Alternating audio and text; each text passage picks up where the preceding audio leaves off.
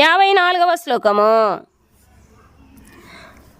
భక్త్యా త్వనన్యయా సఖ్యాహమేవం విధోర్జున జ్ఞాతుం ద్రష్టుం చ తత్వేన ప్రవేష్టుం చ పరంతప.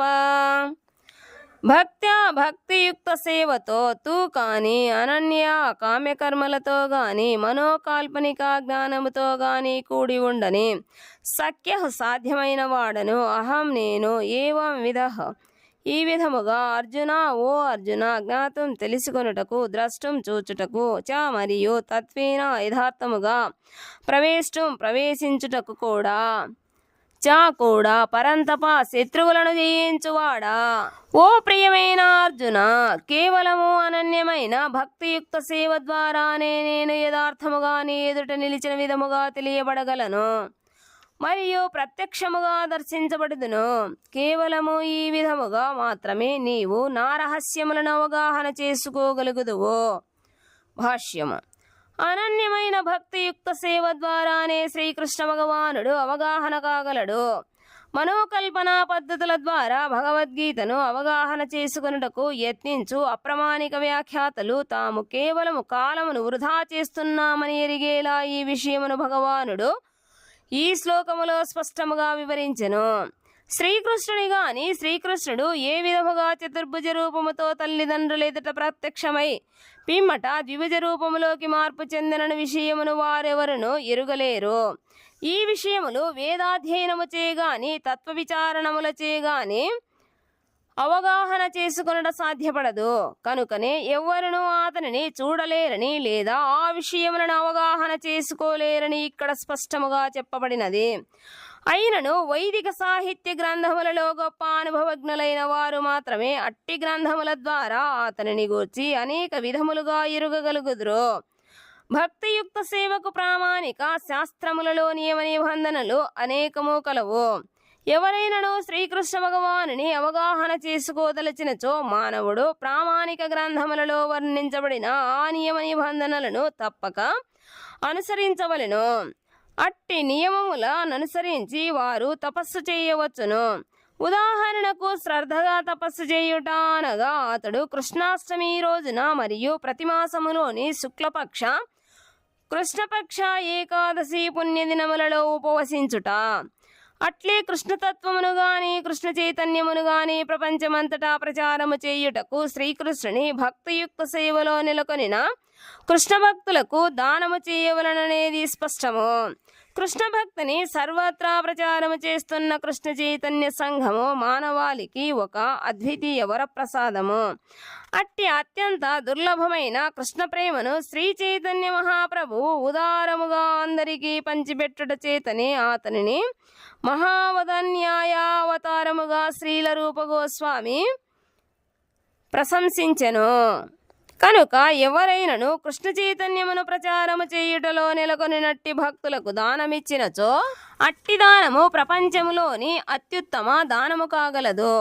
ఒకవేళ ఎవరైనను విధి నిర్దేశాలను అనుసరించి మందిరములో విష్ణువు లేదా శ్రీకృష్ణుని అర్చా విగ్రహములు కలిగిన మందిరములు అనేకము గలవు. అర్చన పూజలను చేయుట ద్వారా దేవాది దేవుని సేవ మరియు ప్రణామములను అర్పించుట ద్వారా పురోగతిని సాధించుటకు ఒక అవకాశం ఏర్పడును. భక్తి యోగ ఆరంభ దశలోని వారికి మందిరములోని అర్చనా పూజలు ఎంతో అవసరములు. ఈ విషయము వేద సాహిత్యము శ్వేతాశ్వతరోపనిషత్తు 6:23లో ఇట్లు నిర్ధారించి చెబుతుండెను. యస్య దేవే పరా భక్తిర్యథా దేవే తదా గురౌ తస్యైతే కథితా హ్యార్దాః ప్రకాశంతే మహాత్మానః. దేవాది దేవుని పట్ల అచంచలమైన భక్తిని తనను నిర్దేశించు గురువులో అచంచలమైన శ్రద్ధను కలిగినట్టివాడు ఆత్మజ్ఞానముచే దేవాది దేవుని దర్శించగలడు. అంతేగాని ఎవ్వరునూ మానసిక కల్పనలతో శ్రీకృష్ణ భగవానుని ఎరుగలేరు. ప్రామాణిక ఆధ్యాత్మికాచార్యుని ఆధ్వర్యములో ప్రత్యక్షముగా శిక్షణ పొందిన వారికి శ్రీకృష్ణుని అవగాహనను ఆరంభించినను సాధ్యపడదు. శ్రీకృష్ణుడిని అవగాహన చేసుకున్నటకు ఇతర ఏ మార్గములను అవలంబించరాదని, బోధించరాదని, లేదా ఏ పద్ధతి అయినను విజయవంతము కాలేదని సూచించుటకే తూ అను పదము ఇక్కడ ప్రత్యేకించి వాడబడినది. శ్రీకృష్ణుని స్వయం రూపములైన ద్విభుజ, చతుర్భుజ రూపములు సుదుర్దర్శం చూచుటకు కష్టతరమైనవిగా వర్ణించబడెను. అవి అర్జునునకు చూపిన తాత్కాలిక విశ్వరూపముకు పూర్తిగా భిన్నమైనవి. చతుర్భుజ నారాయణుని రూపము, శ్రీకృష్ణుని ద్విభుజ రూపములు శాశ్వతములు మరియు దివ్యములైనవి. అర్జునునకు చూపబడిన విశ్వరూపము తాత్కాలికమైనది. త్వదన్యేన నా దృష్టపూర్వం శ్లోకం 47 అను పదము ఈ విశ్వరూపమును మరెవరునూ దర్శించలేదని సూచించును. భక్తులకు దానిని చూపనవసరము లేదని అది తెలుపును. కానీ అర్జునుని అభ్యర్థనపై శ్రీకృష్ణుడు ఆ రూపమును చూపెను. దానితో భవిష్యత్తులో ఎవరైనను ఎప్పుడైనను తాను భగవంతుని అవతారమని ప్రకటించినచో జనులు అతనిని విశ్వరూపమును చూపమని ప్రశ్నించుటకు అవకాశము కలిగెను. గత శ్లోకములో పదే పదే వాడబడిన నా అను పదము సంప్రదాయ సిద్ధముగా వైదిక విద్యను అభ్యసించుటతో కలిగిన యోగ్యతలచే ఎవరును గర్వించరాదని సూచించును. ప్రతి ఒక్కరును శ్రీకృష్ణుని భక్తియుక్త సేవను అవలంబించవలెను. అటుపిమ్మటనే వారు భగవద్గీతకు వ్యాఖ్యానాలను రచించుటకు ప్రయత్నించవలెను. శ్రీకృష్ణుడు విశ్వరూపము నుండి చతుర్భుజ నారాయణుని రూపముకు పిమ్మట తన సహజ ద్విభుజ రూపముకు మార్పు చెందును.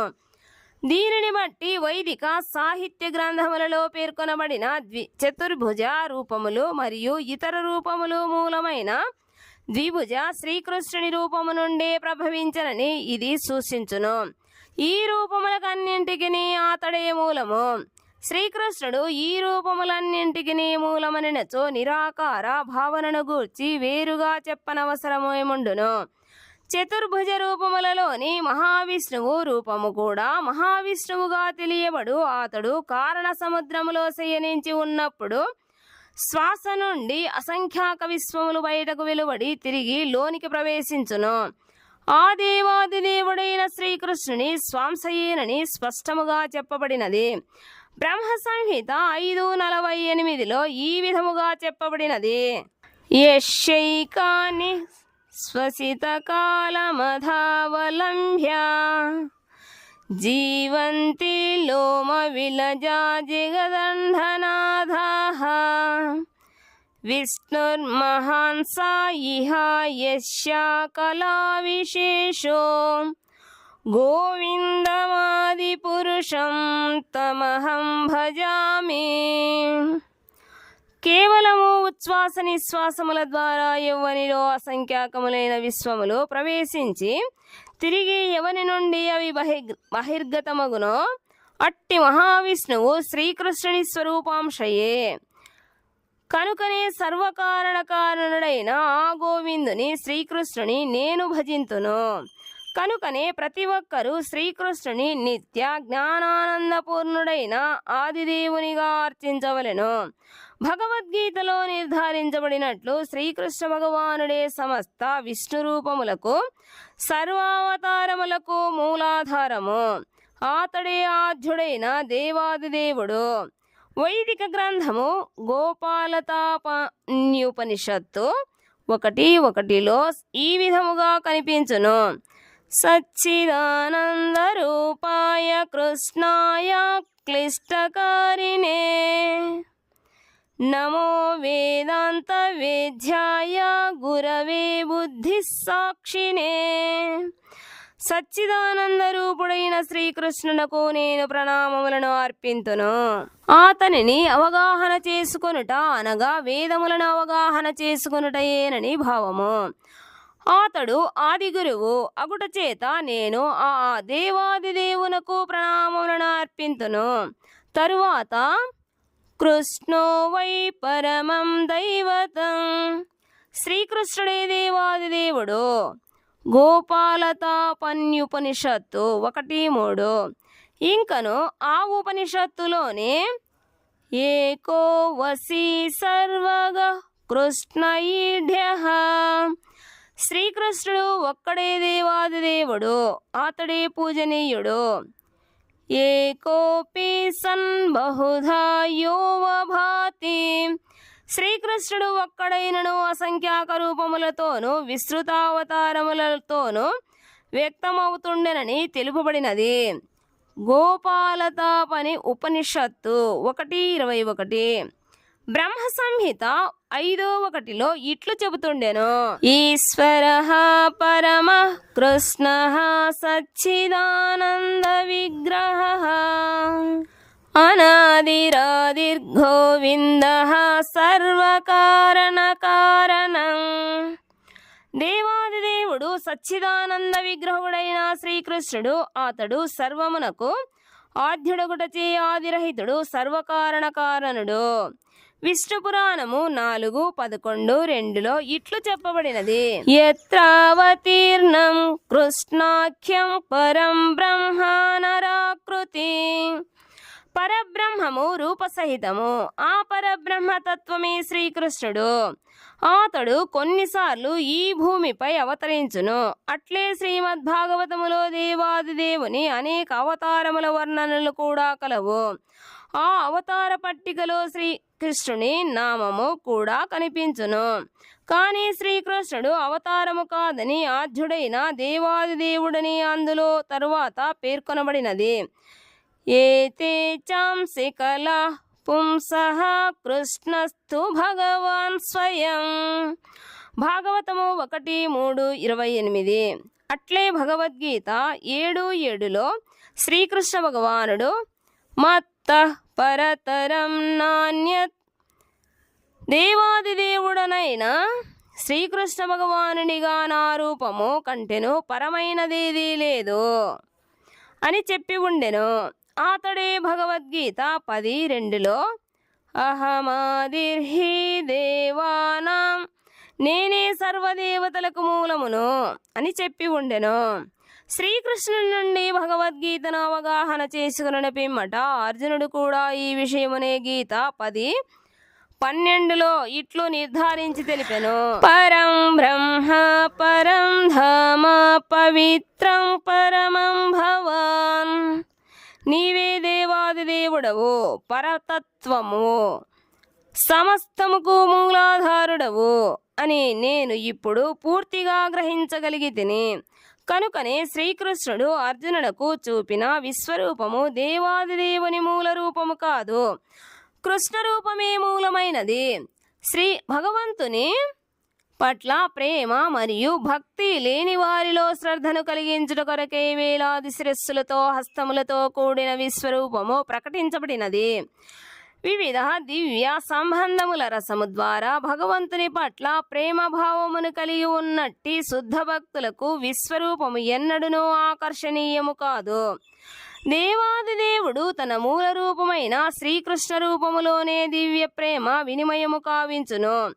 కనుకనే సఖ్యరసములో శ్రీకృష్ణునితో సన్నిహిత సంబంధమును కలిగి ఉన్నట్టి అర్జునునకు ఆ విశ్వరూప ప్రదర్శనము ఏమాత్రమో ప్రీతిని కలిగించలేకపోయెను. పైగా అది భయంకరముగా కూడా ఉండెను. శ్రీకృష్ణుని నిత్య సన్నిహిత సహచరుడైన అర్జునుడు దివ్య చక్షువులను కలిగి ఉండుట చేత అతడు సామాన్య మానవుడు కాడు. కనుకనే అతడు విశ్వరూపముచే ఆకర్షించబడలేదు. కామ్యకర్మలచే తమను తాము ఉద్ధరించుకోదలుచుకొని వారికి ఆ రూపము అద్భుతముగా తోచవచ్చునేమో గాని భక్తియుక్త సేవలో నెలకొనిన భక్తులకు శ్రీకృష్ణుని ద్విభుజ రూపమే మిక్కిలి ప్రియమైనది.